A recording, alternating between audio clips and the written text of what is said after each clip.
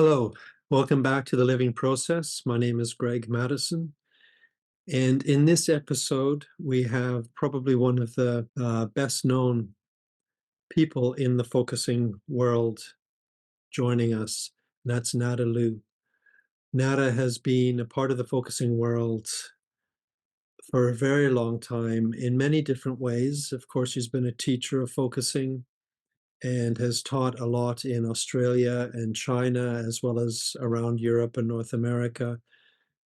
And she also was very instrumental with Gene in developing the thinking at the edge model. But Nada's also very well known for all of the videos that she has made over the years of Gene presenting his philosophy and presenting focusing at conferences at the Focusing Institute Summer School. Actually, the summer school is something that Nada instigated as a fundraiser for the Institute. So we talk about biospirituality, thinking at the edge, Nada's creative video work, her teaching around the world, and some of her ideas and some of her kind of message to the rest of the community in terms of what she would like to see us remember, I guess, about Gene's teachings. It was a wonderful conversation from my point of view. And I'm very grateful to Nada that we got to talk and finally got her in front of the camera instead of always behind the camera. So here's my conversation with Nadalou.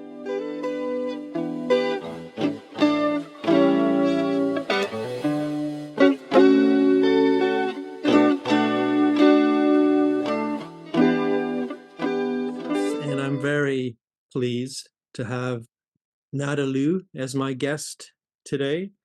And Nada, you are very well known in the focusing world. Anyone that's been a part of the international focusing scene knows you.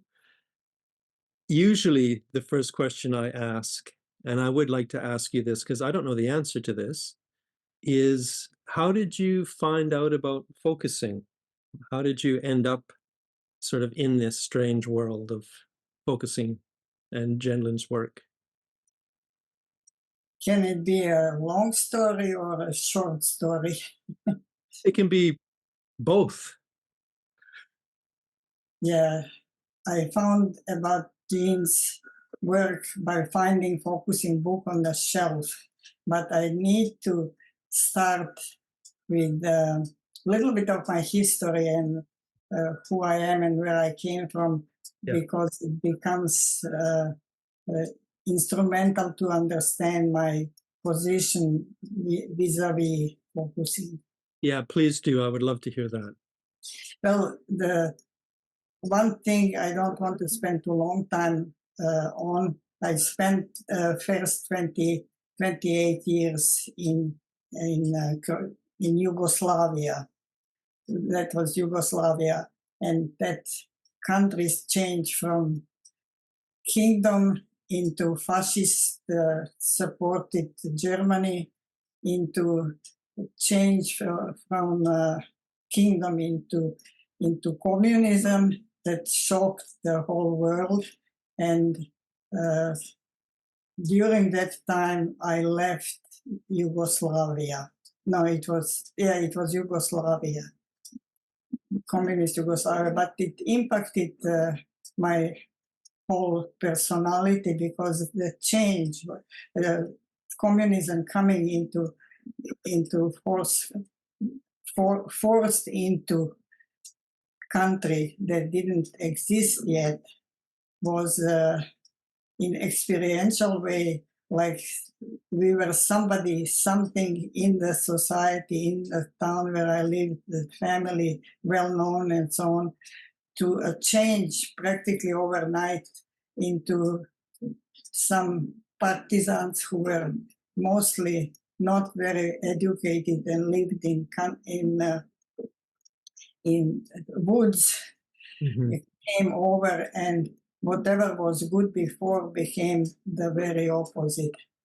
And individuality immediately non-existent. You are nobody. And so there is a fact about uh, being, what would I call it, the outside changing so rapidly that uh, certain confusion enter into my way of being. So let me just take that in. That is such a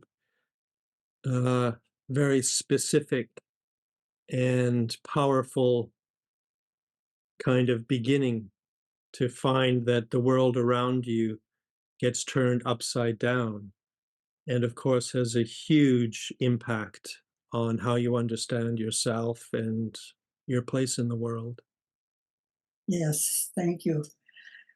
And as the result of it, I left the country like so many other people, and it was, well, escape by staying outside, by not returning from visiting my mother in Germany, where I spent a year, then going to Australia as an immigrant because I had family there, and then coming to Canada in 6 years after I spent in Australia. So there was a lot of inner change, language change. And in Canada, I ended up in Quebec, which is very much Roman Catholic. Mm-hmm. And this is where beginning of my discovering focusing itself actually changing, it came in. I first experienced that people were religious and having different kinds of churches and different kinds of methods to understand Christianity, which I didn't practice at home because we were not allowed. We were using religion as a sign that we are against communism, but there was no inner world. So this is where I reached out and started to get confused about inner life and who was Jesus and what kind of Catholic and Protestant and all kinds of religions.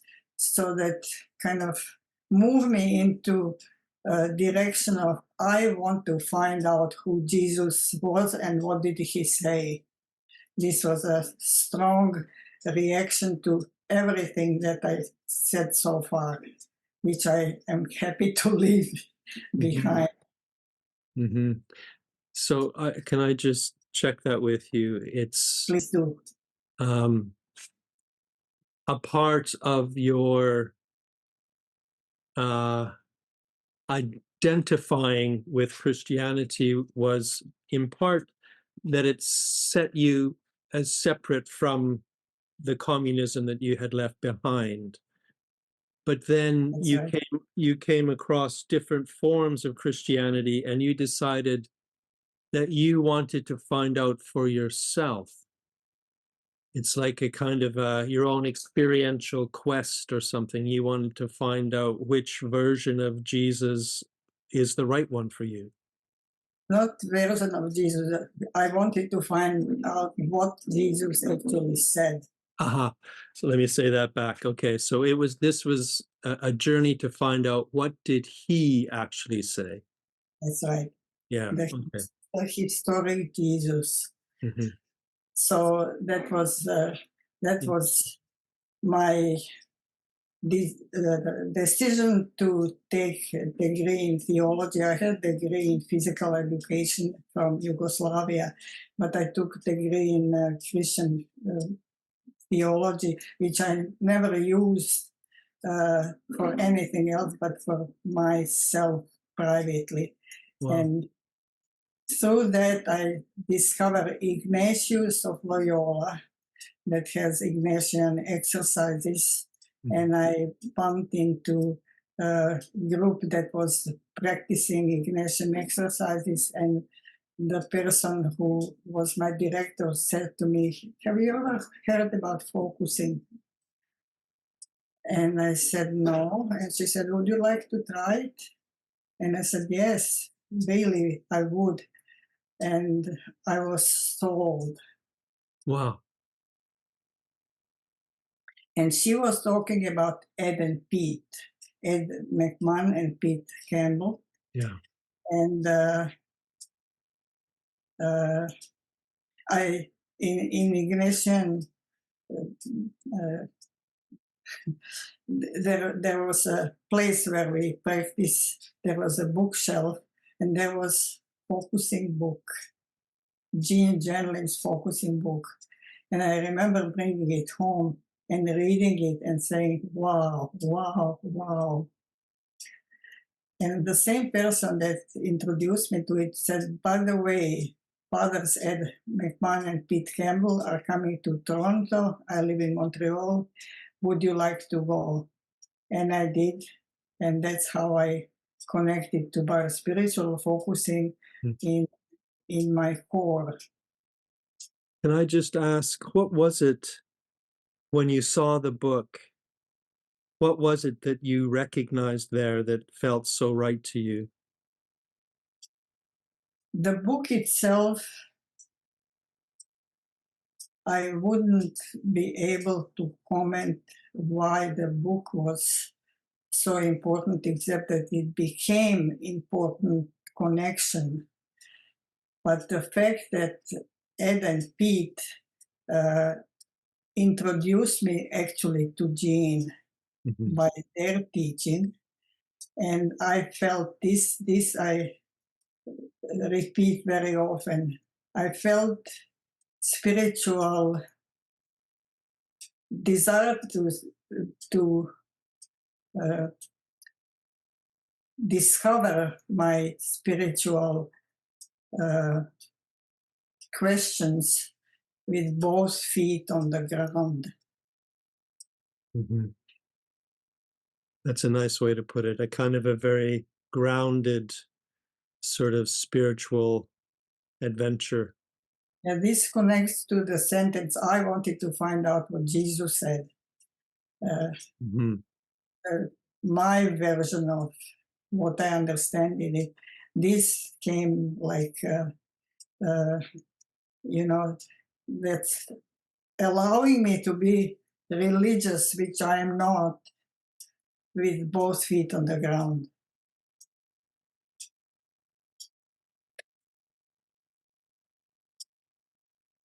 That feels kind of exciting to me, to think that there's a way of being religious with both feet on the ground.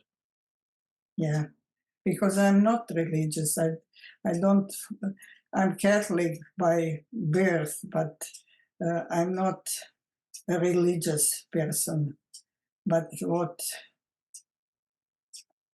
what I received in Ignatian exercises is certain practices that I still practice myself from time to time, and I say kind of without fear to say that Ignatius, I guess 16th century or so Spaniard, uh, was having focusing ideas, Mhm. because in the exercises there is what is called examine, not examination, but examine, following your daily kind of how you spent the day and checking inside how it feels. Mm. So it's kind of a touch of something that focusing became many years later, but he had it. Mhm. And then Taylor Desjardins was an important part of my studies while I was doing degree. Can I just ask what, when you met with Pete and Ed, kind of what happened next? Somehow you ended up becoming even more sort of central in the focusing world. I'm wondering how that happened. Well, I I attended several of their workshops in States and in Canada, and they were talking all the time about Gene. Okay. Gene said that, and Gene said this, and that's how it. And the fact that the let me just get it right, that they pointed towards the sense of being capable with your own in your own body to get connected to I don't want to call it higher power.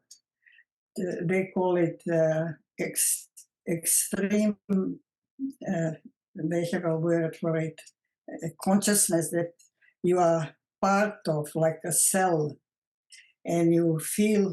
And they were, of course, fighting in some way. They were Jesuits, but they left Jesuit order because they wanted to do by spiritual focusing, and they described the finding that felt sense in yourself, that like an iceberg, that people think, think of things and feel things, and feelings are and rules and regulations that all from neck up.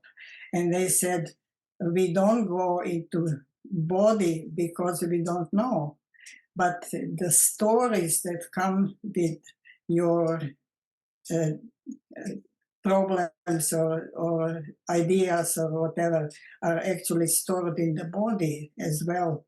And the body has this felt sense that is attached to the story, and the felt sense is available to you because your body is part of a bigger body, but you don't know how to find this extraordinary consciousness that felt sense kind of opens the door to.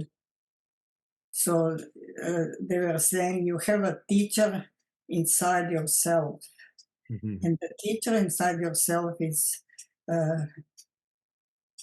finding way to be with story that is very difficult to we avoid it, and we don't want to hear about it. It's too big and so on. To learn to go from this is how they say, from pushing it away to connecting in the heart. And they call that caring, feeling, presence. I remember that term. One of the first focusing experiences I had was when I lived in Ireland, and it was biospiritual. There were two people that came from Canada and America. I think it was Bob and Carol, or Bob and... Yes. And priest and nun. Yes. Yes. And when I think back to that, although they had different language, like caring, feeling, presence, there was two things. One is it felt very, very similar to Gene's own method. Some different language, like taking an inventory. Some of the language was slightly different, but pointing towards the same thing. And yet, I don't know if it's because it was often taught in seminaries and monasteries and places like that, but it often had a kind of a spiritual or slightly more expansive feeling to it. And Yes. I don't know exactly why. Or do you know, was it did you feel it was pretty much the same as Gene's method, or was there something kind of qualitatively different for you? It is more or less same as genes. Yeah. There is emphasis that you have it already in your body because you are part of a bigger body that you are not aware, because you are thinking only from neck up. This caring, feeling, presence is a necessity to learn how to dwell with something that is so terribly heavy or Mhm. whatever. Yeah, yeah. It's actually that attitude that allows the deeper opening up into whatever more of the story actually is. And that it comes, and they call it it uh, it comes as if we leave some space for grace. Yeah, exactly. The word grace, I remember that. And that is a nice description for when there's some kind of a shift or some kind of a movement or something in the body. That's right, and that you know that you didn't do it, but it Yeah. came somehow appeared, and yet it was already there. Hmm. That's where it starts to feel like there's something a little bit more than me involved. That's right. That's Yeah. right. There is a story, a story of a kind about Ed and Pete being living in Ottawa doing their PhD and really looking for something special themselves. And they were still Jesuits. And it was, I guess, in 60s, maybe. No, it would have been later than that. I can't remember the years exactly. And Gene lived in New York, and Ed and Pete decided to go and meet Gene and ask him some questions. And Ed was always kind of in well, not in charge, but the one who is more outspoken Okay.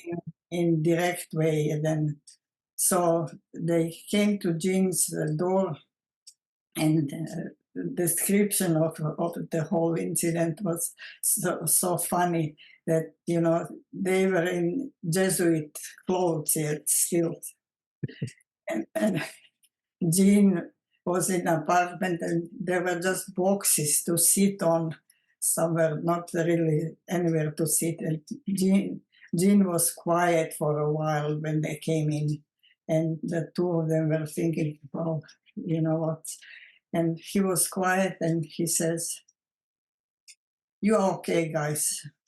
We're going to be okay." So Ed said, "I want to ask you something." So Ed asked Jean, "Do the steps you call focusing make the felt shift happen? Or is there another factor at work?" And Jean was very quiet for a while. And then he said, "Steps don't make it happen." And then a little bit quiet. And then he said, "There is what you guys call grace as this factor." Nice that he used language from their tradition. That's right. And then he said, uh, Ed said, "We are in business." The felt sense has, and felt shift has two things that are support, that we call in religion different. Felt, felt sense is a doorway. And in felt sense, when some shift happens, there is energy. You feel different, you are uplifted, you know that something happened. And this is what in Christian language is called grace. So then there's this energy that your body perceives, and it's not that you made it. Yeah. So it's the grace. And the other thing is that there is information in it. There is new thing that comes that changes things. And that information is called revelation. the information is kind of in Christian language revelation. Revelation. So the felt sense has those two qualities. It has the quality of grace because we don't make it happen, but somehow we have to be open to it, I guess. That's right. It comes. It comes. And when it comes, it offers revelation, new information about something. New information. That symbol, when you have an image of something, is not a replica of what you're feeling, but it's interacting with your feltness. I don't know if I explain it properly, so I'll let you judge. Well, let me say it back to you that what Gene would say is that the symbol that comes when you're focusing, the symbol isn't some kind of explanation of the felt sense. Exactly. Yeah, it's not some kind of equivalency. It's not like the symbol is somehow the answer. That's right. The The symbol is, symbol interacts it with interacts with the felt sense. right. Yeah, Right. yeah. I'm curious how you made the bridge from the biospiritual world to, as I know, I mean, meeting and working with Gene himself. I started to teach it to people who wanted to hear it locally at home and so on. And the way that I found my way of teaching it was following their steps, but with my kind of way of doing it, because their steps are a little bit different. and I teaching a group of people, I did not use religious language or spiritual language because I didn't feel that everybody would want to hear it. Mhm. So if there was anybody who was asking for it, how is it connected to inner work of spirituality or religion, I would then bring the details of what Ed and Pete say. But otherwise, I follow the steps that I kind of adjusted to my own personality. Okay.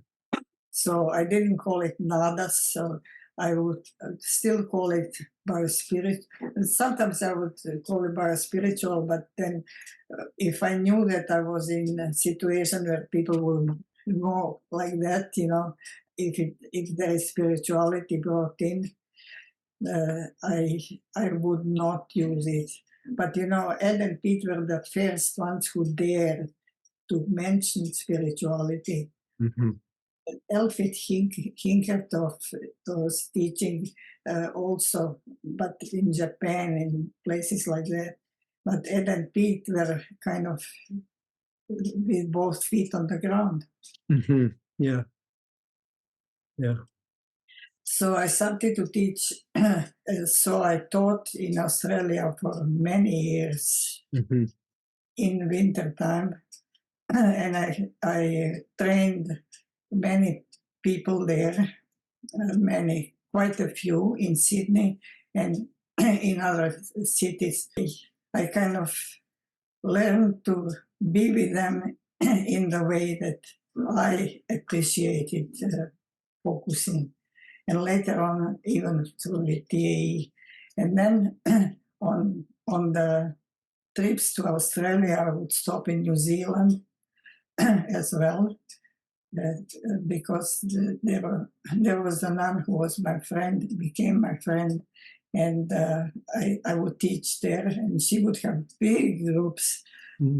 Excuse me, big groups in Auckland, and then one day somebody from Hong Kong asked me about DVDs, and that story is already told. And I said, "Oh, I'll stop by and bring you." And then I started to teach it there as well. So I would say, for maybe 10 years, Hmm. it was Sydney, Auckland, and Hong Kong. And then I started to teach it in other places, in Europe, at workshops, the,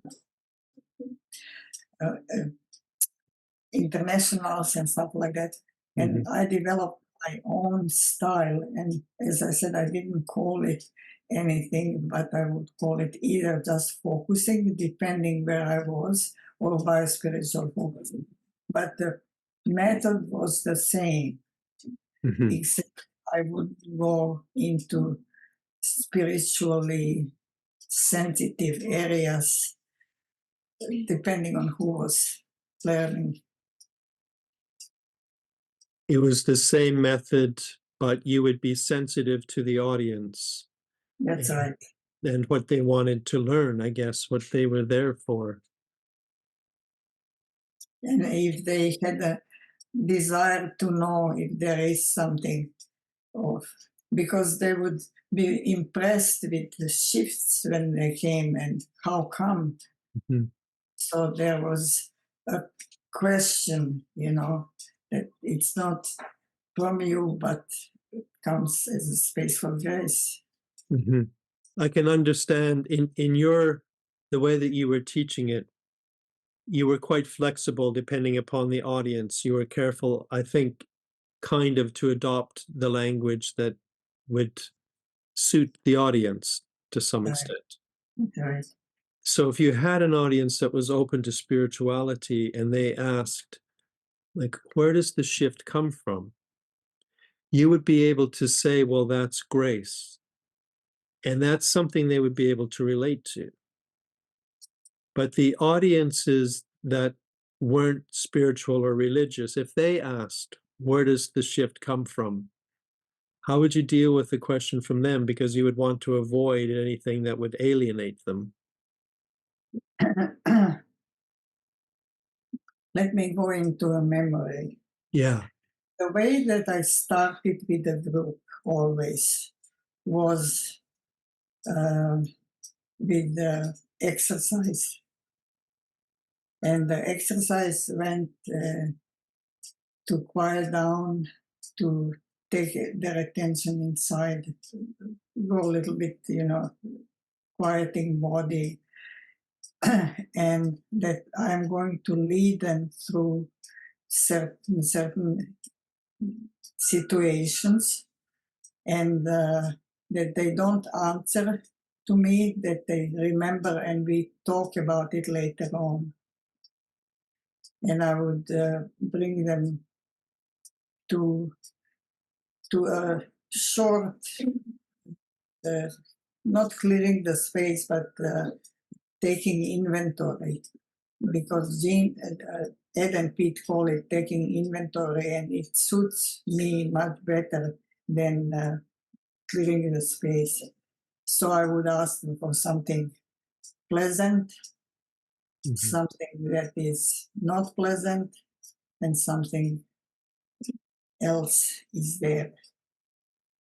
So in that way, I would bring them from the room and other people sitting around them into their own territory. And this, so there is more elaboration, something pleasant, something. I don't know if I started to bad or pleasant. It depended, to find out something that's calling for attention, and they might feel it in the body, and how do they feel it, and to remember where it is, like to have a name for it, and then to return back to the body and ask themselves, is there anything that is not pleasant, that is a problem? And ask yourself, how does that feel?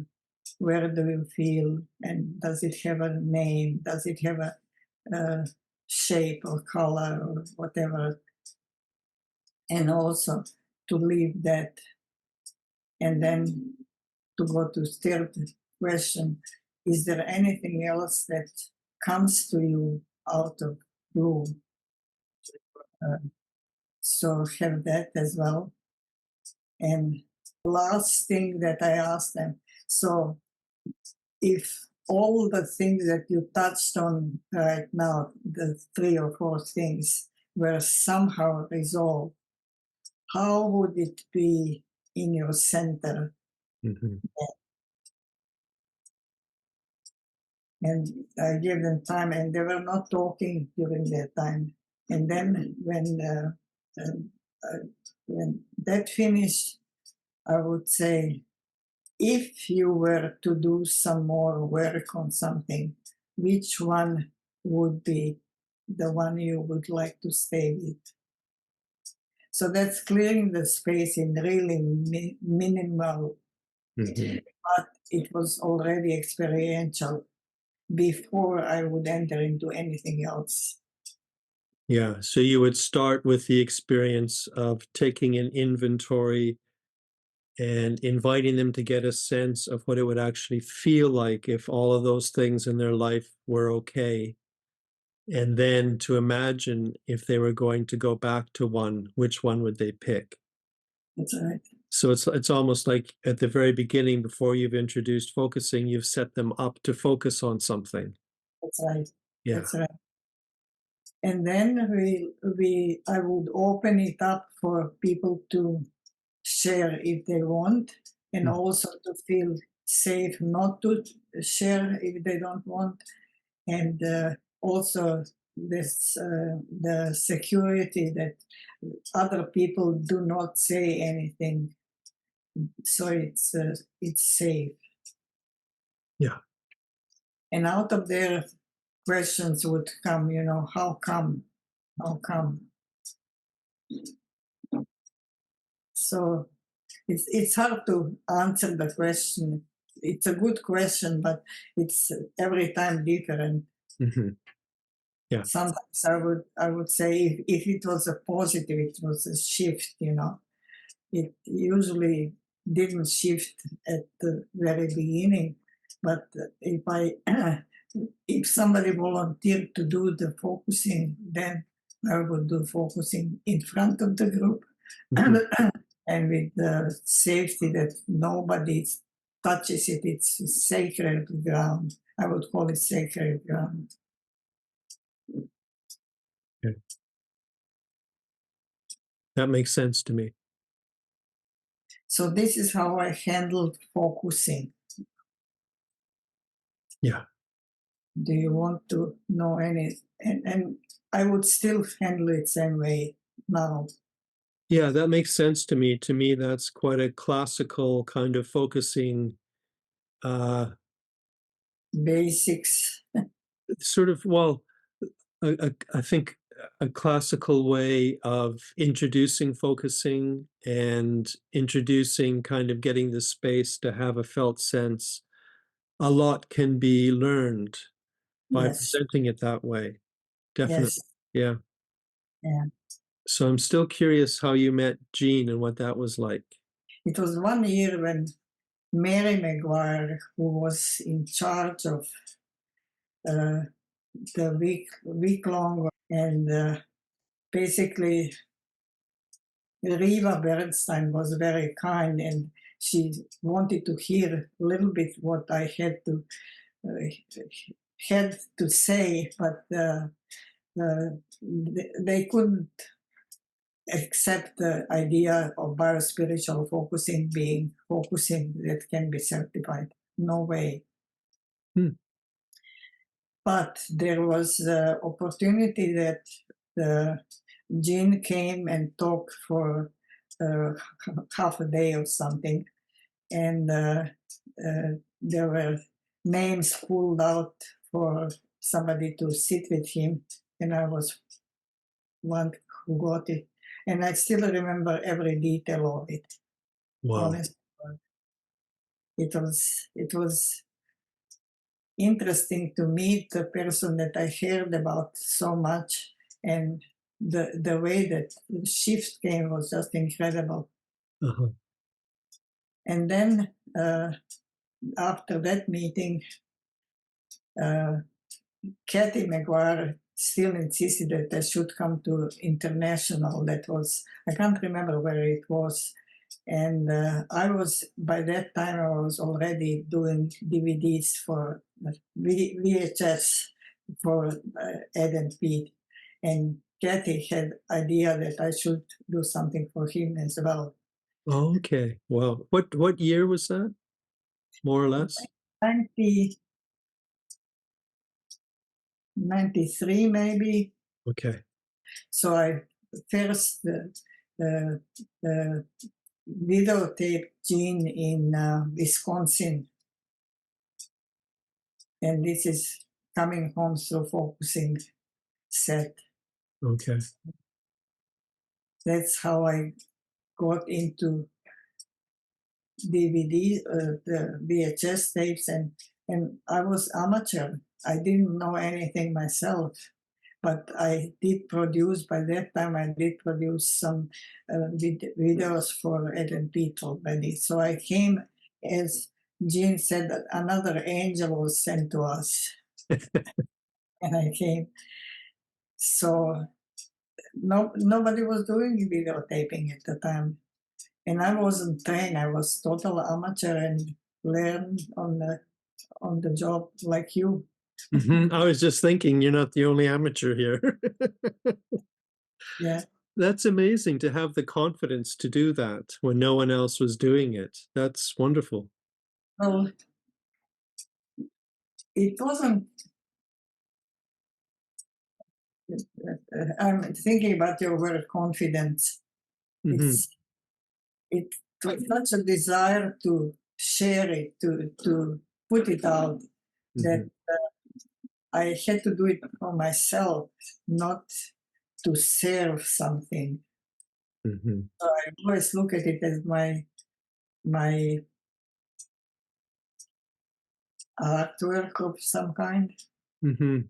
I'm I'm wondering what that was like for you to do all of that video recording that it still is like such a service to the focusing community. What was it like to have that role? Was it something that you enjoyed? Something that I invented for myself, Hmm. that I did because I wanted to do it, and I uh, educated myself as much as I could about how how to how to edit and what equipment I need and stuff like that. Hmm. It was always, when I hear people saying, "Oh, you did so much for focusing well for doing that," I go, because I didn't do it for that reason. I had to do it as an art, as a part of me of understanding what this is all about, like the music and pictures and stuff like that that I add in it. It was self-expression of my understanding of the speaker. So let me say that back to you. That the the feeling inside of you was not because you were consciously doing something for the whole community. It was because it was a very creative self-expression of your understanding of what, Yes, yeah. yes. That's interesting. I was giving my version of Hmm. what they were saying. Hmm. Yeah. That's at the core of it. Yeah. Yeah. So it's like when you look at one of those DVDs, you're getting Nada's understanding in a sense of what the person was saying. Right? Yeah. It's nice. That's nice to know that. Yeah. because Gene was always himself when I was recording. It wasn't something written already and philosophized to the death and everything. He was always freshly coming with whatever he was speaking about. Mhm. He wasn't reading from text or anything. So the way that it touched me and my felt sense brought ideas of how to decorate it. And I Mhm. wasn't looking for decorations, they came by themselves. Mhm. That's interesting. And I guess I'm imagining, I mean, I know how much I'm learning just by talking to people and doing these conversations. And I'm Yes, thinking the years of you doing that, you must have learned and absorbed so much. yes. And this is what happened with TAE, which Mhm. is a very important part of my understanding and wanting to share or use or whatever. Uh, I remember when Mary invited me again. Mary started to invite me to everything now that Gene will do, and then the feast started. And there was this opportunity in feast, which feast it was my idea to start the feast itself, but Gene was coming every year. It gave great opportunity to have him as natural as he can ever be. Mhm. And few times he never saw my DVDs, by the way. He never saw it. Really? And one year when I videotaped him at the feast, he sent me a message. You know, when I said that, that, and that, can you just take that out? And it was only once that he made comment like that, but otherwise, you know, he was grateful for it and Yeah. acknowledged me, and we felt very relaxed with each other. There was no admiration of each other or anything. It was the kind of, let me see if I can find that sense of it. Two people involved in something naturally. Mhm. Yeah, I want to just say, in case anybody doesn't know, the TAE is the thinking at the edge method. And maybe we'll talk a little bit more about that. And Yes, I want to do that. yeah, and FIS is the Focusing Institute Summer School, So, which you initiated and went on for years and years and years, yes, but 12 years. But I want to go back to what you just said. I'm curious about that, the relationship between you and Gene. Um, Anyone that saw you together could see that you worked very well together, and that there was, as you're saying, there was some kind of a natural, both of you working on a project together in a natural way. that's right. What was it like to work with Gene so over so many years like that? Well, you know, I didn't work with him. I was present to where he was working. Mhm. So what you were doing was still quite separate from what he was doing, but they were also linked. That's right. Yeah. I mean, I it's interesting. He was always very kind, and but he was relaxed. I remember um, my husband said to Jean, you know, I hear your voice all the time in my house. I I thought you were living with us. And they had very relaxed kind of exchange with each other. But I don't know. It just we were naturally sometimes together, sometimes on email or something, but there was relaxed trust and Mhm.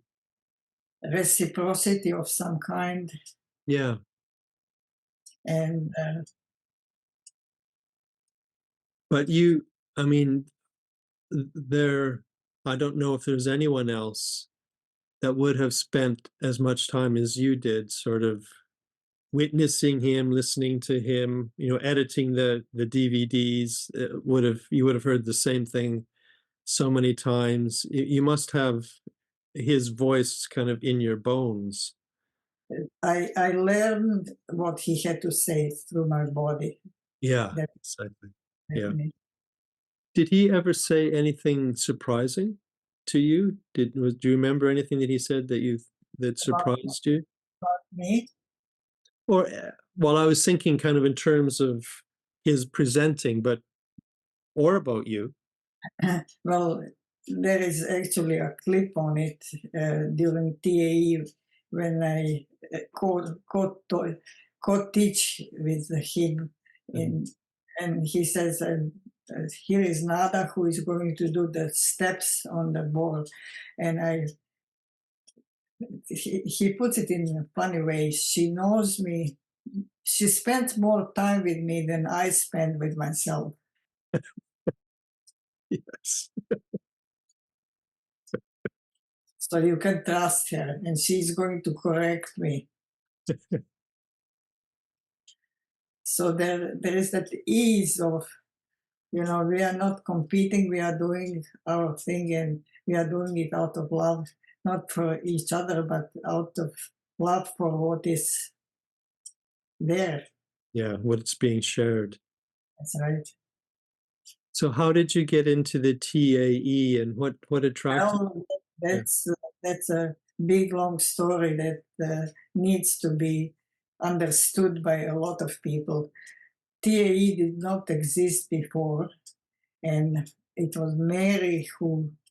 It was during the time that the process model was being also written, that that Mary introduced it like this. She said, "I asked Gene, how do you get to these things, the philosophical things?" And he said, "Well, he was doing the what is it called, course in." The In theory construction? theory construction, right? Yeah. And he was saying, this is how it's done. And she said, "Oh, if you do it like that, maybe we can learn from it, and maybe I can do it with my people in my group." Mary Gendlin, Mary Henrik Gendlin. And she organized the first meeting, calling it Thinking at the Edge. And it was not nothing but very far from finished product. But he did it for 6 years, six times as presentation, and it changed every time quite a bit. So at the first presentation was in New York. He was relying on, I believe, theory construction course that he was teaching at Chicago University. That text was part of first one, and I was recording everything. She asked me to come, Mhm. so I was recording everything. And when I came home with 22 hours of footage, I thought, what is Gene doing to felt sense? I really was shocked by it. And I do have these tapes in five DVDs, the first one. And it was mixed up stuff, and he was discovering how to put it together. And I think it was I feel it was his personal need for growth as philosopher, as focusing teacher, as a human being. It was his development, and I see it TAE now as a action step that was never created for focusing by him, although encouraged, but like an action step part of his philosophy. I don't know if I said it right. That TAE is like an action step part of his philosophy. Let's leave that for now, and I'll come back to it because I need to put some more information on development. So then a lot of focusing people came to participate, and we were like guinea pigs actually in many ways, you know. And he was really struggling to try to get his philosophical ideas into the mix of what he was presenting. So the second year when I came to videotape again, I got it. I started to see how necessary it is to exist as part of his philosophy. And I really got sold out on it, and I started to teach it, to test it on people around me, you know, and it didn't make sense or anything. But a lot of people came back, a lot of people learned, uh, heard from other people and came. So the groups were usually about 40 people, 45 people uh, that were coming back. And Kai Nelson got involved. She was second year or third year, she started to really help Gene in many ways, like supporting him. And then there was Teresa Dawson from Germany that even brought two groups of German-speaking people to US to do TAE in German. So the Gene doesn't travel. These are also DVDs, five DVDs. And it changed from 9 steps to I don't know how many, and it cleaned up at the end in the 14 steps and kind of 3 chunks of different things. And first 5 is it's called breaking the language barrier, and second part is crossing patterns. Crossing and patterns. And the third part is called theory building. And most of people do first 5 and then another to 9, step 9. So when it comes to step 10, 11, 12, 14, that's theory building. And it's different work, but it's still felt sensing. It's still totally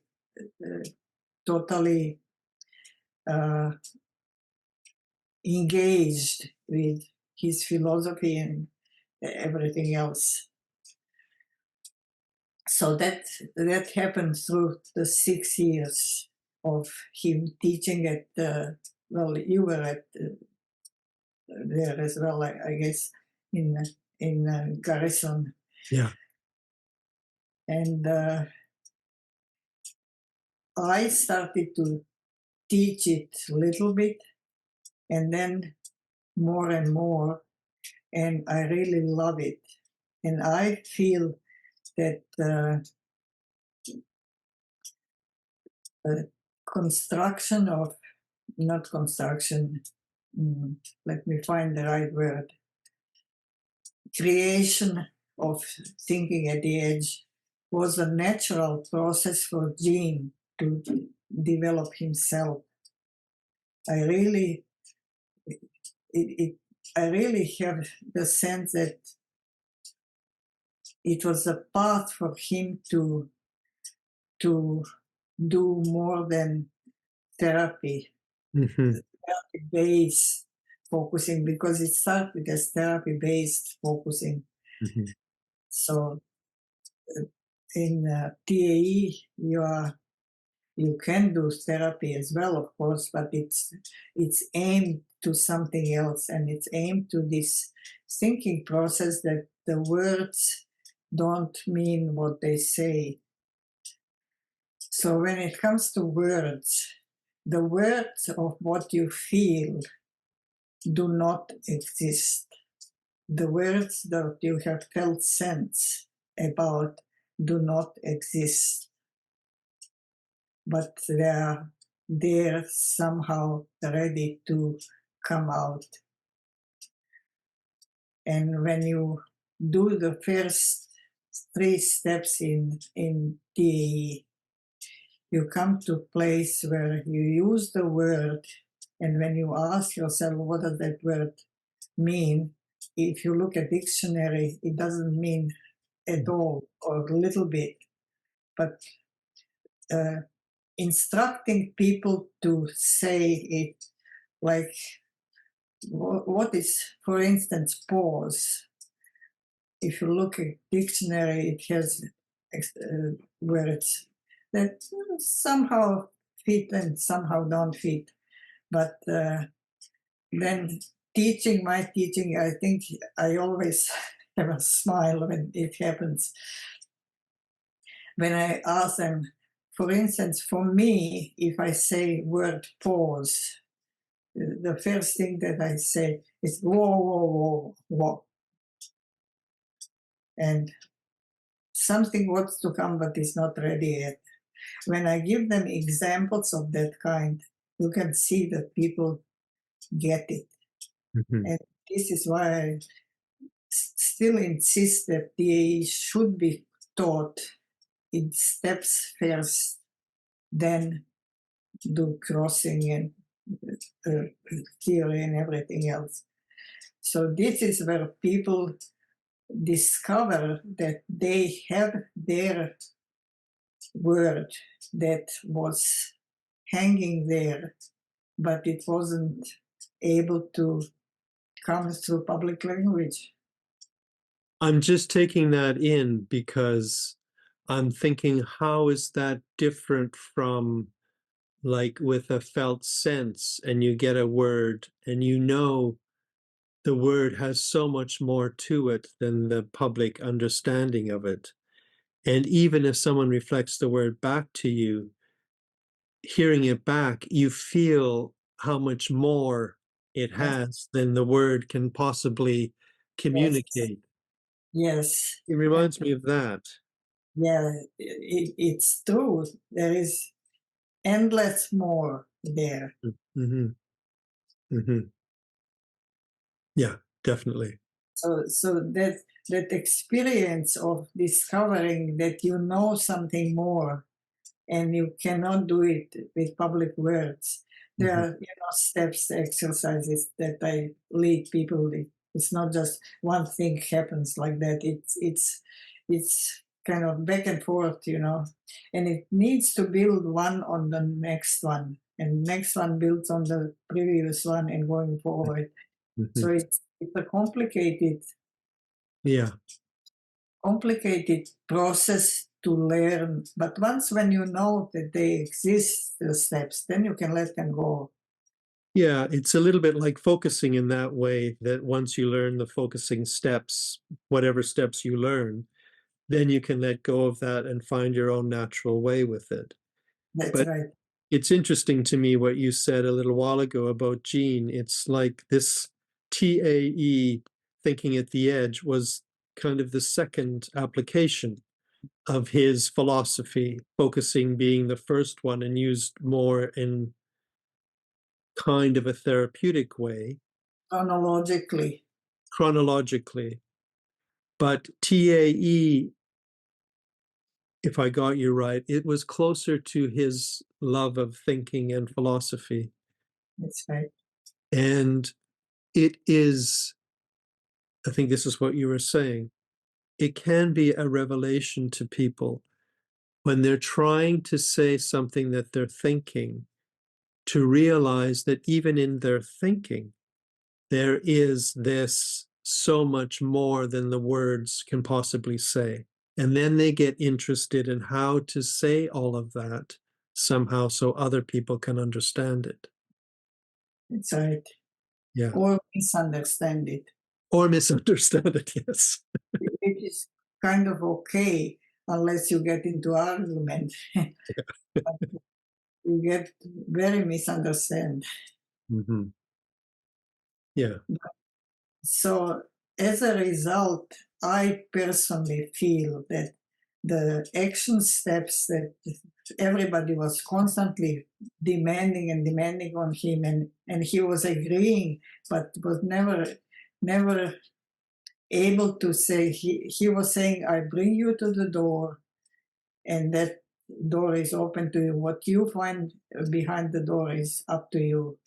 But unfortunately, a lot of people do focusing to feel better and then lose the open door to go forward through it. And in TAE, you are constantly in touch with your felt sense. It's not just words. You're constantly in touch that does that fit or not? How would it fit if it doesn't fit? So on. And it's not related to feeling better or whatever. Mm-hmm. Usually say, that focusing is like a lump. No, focusing is like a wound that you go to and attend in certain way to the wound, to caring, feeling presence, have a teddy bear with it, or you like a cat or a dog, uh, how you love your dog, you can love that place that is healthy. And TAE is like a lump that wants to open up and go forward. So does that make sense to you? I guess I'm wondering if TAE is like a lump that wants somehow to take some kind of shape. Yes, Yeah. yes.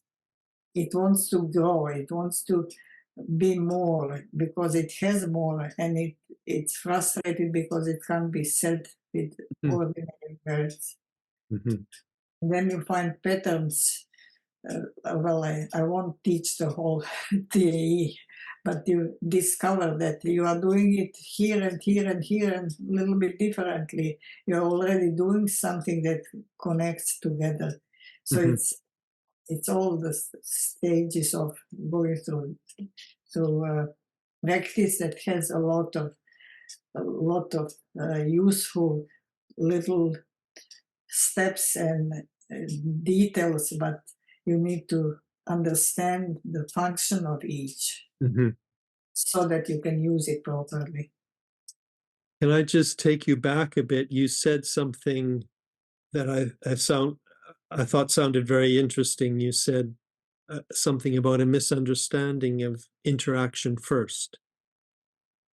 Yes, I'd love to I hear that. that I get when when I hear interaction first, somebody using it, I immediately get like lump hearing because it's misunderstood and it's misused and it drives me crazy. Good. Tell me. Interaction first by Gene, and he corrected it many times himself, is that it's pre-verbal multiplicity.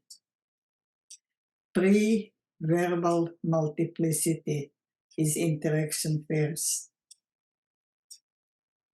Then pre-verbal, pre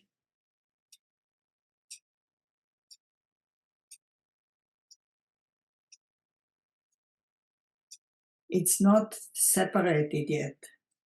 It exists as Mhm. something. And when it opens up, you can get pieces that you need to make something new. So initially, it's like an unseparated multiplicity. Unseparated multiplicity. That's what Gene means by interaction first. It exists, interaction exists, but it's not separated. And when you create something and something new comes, it pieces of what belong in new creation, but not everything else. Yeah. Only what's relevant. Only that's relevant, exactly. And most of people in focusing world interpret it making groups that work together, and it drives me crazy. And calling it interaction. So in the process model, when he talks about interaction first, the example he uses is that he wants to have a model that doesn't start with two separate nouns. And he uses the example of the boy and the girl. But he wants a model that instead starts with interaction. And that there's something about that interaction that makes the two people kind of who they can be together at that time. And you're saying that that interaction first is really a kind of a pre-verbal multiplicity. That's right. That's right. And it becomes something when it's created and interacts and Mm-hmm. interact. The word interaction means is the same word, but it means something that is mixing nicely together and making something. But what he's saying is it's a multiplicity that's not yet existing as separate.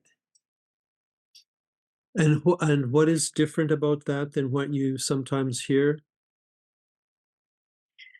Well, let's make a group that is going to meet every Friday, and we are going to deal with uh, lost children or whatever. So I'm inventing it. Mhm.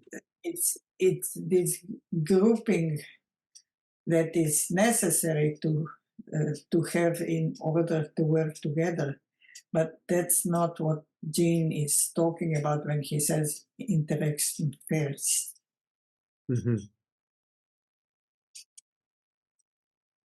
Yeah. So the Focusing Institute is interacting very well with all the kinds of focusing processes, and but that's kind of working together rather than interacting.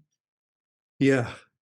Yeah. The interacting first is more, there's something more emergent.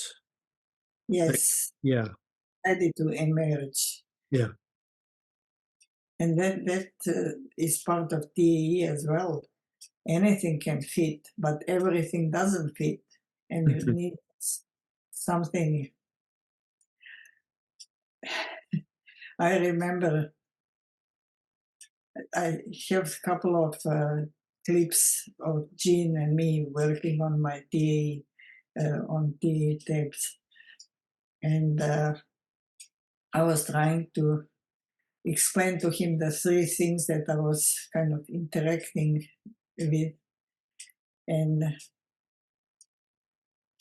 I had very determined thing to say about something. He was my partner in writing, so he read back and I said, "No, no, not like that, but this." And everything exists, but everything is not needed. There is only something that is needed, but that and that and that is not necessarily playing in the same game. anyways, it was filmed, and I have it, but when they turned the camera off, Gene says, you and Meister Eckhart. And I didn't even read Meister Eckhart, but and it just came. It just came from a process. Yeah, that's nice.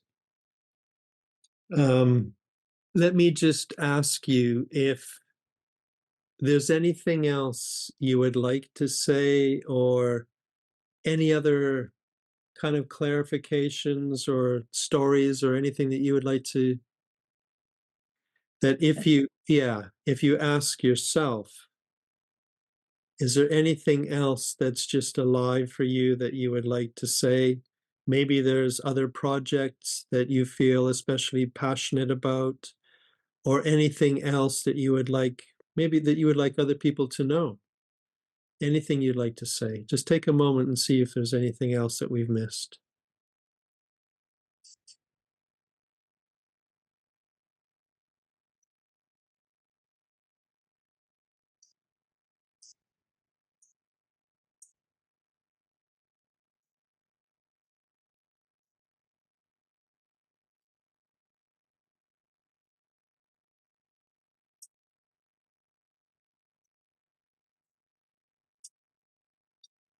I hope I made justice to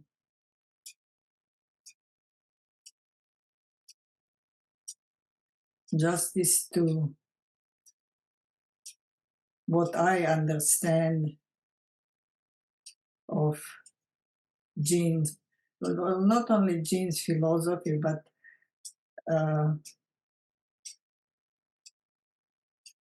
I have faith, and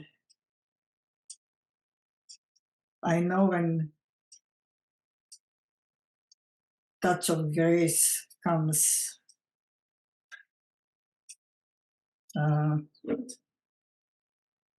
well, I'm differently active now. I don't teach a lot. I'm still involved in movement of focusing and TAE personally, and I live by it. I don't teach a lot because there are too many versions of people learning from different people, and it's not easy to start with my version. I have no need to. So I teach by the way, as I have focusing partnerships. My involvement with the institute and myself I'm freelance kind of in my own way, and I never miss opportunity to find sample or idea or something that comes from philosophy, from my practices, and I depend on focusing for my own lifestyle. And I have several partnerships that I really am looking for a word, appreciate, because it's very necessary to have somebody present to listen to what I try to do by myself and not quite as successfully.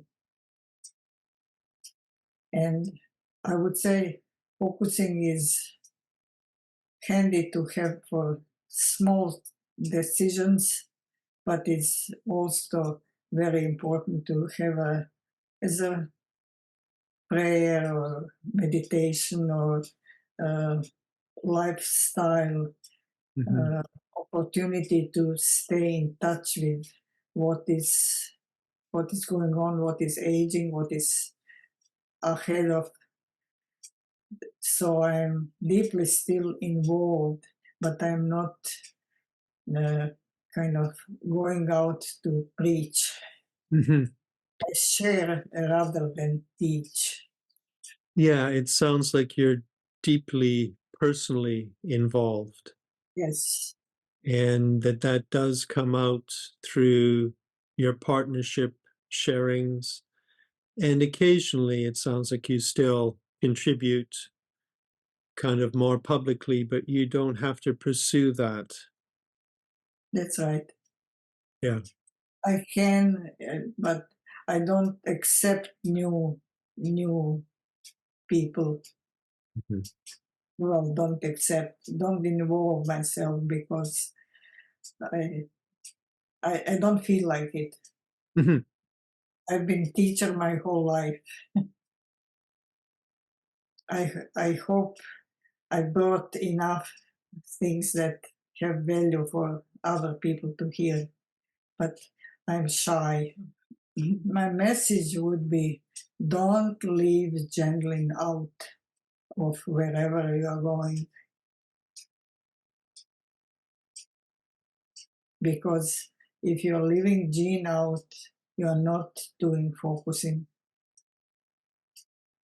And it might be new practice, different practice, your own ideas of where Gene would have gone or whatever.